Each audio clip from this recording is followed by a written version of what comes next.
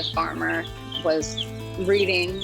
I got a lot of questions when I started farming about my processes and how I do things or how I treat the birds and things like that. And in order for me to have those right answers and functionally run the business was to read, research, and just absorb as much knowledge as I possibly could.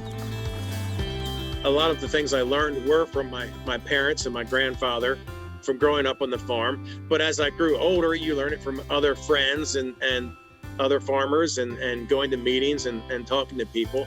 That's where a lot of the more current information comes from. The word spreads and you find out about things and you kind of get an idea and you try it out and see if it works and kind of go from there. But I'd say the basics definitely started with them. I would say the biggest thing in terms of learning oyster farming is a lot of trial and error. I worked a little bit on other farms doing part-time stuff and consulted with some environmental NGOs.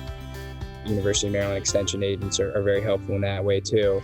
But at the end of the day, you kind of have to roll your sleeves up and get dirty to a degree and figure out what works and what doesn't. Give a lot of credit to the FFA organization that I participated in when I was in high school. Majored in agriculture in college, and certainly keep my ears to the ground for things coming out of the University of Maryland or Maryland Department of Agriculture. And ongoing education is important for sure, to be a farmer in today's world. Thanks for watching Maryland Farm and Harvest. We hope you liked the video. To learn more about our show and watch full episodes, check out mpt.org/farm. Or just click the link in the description.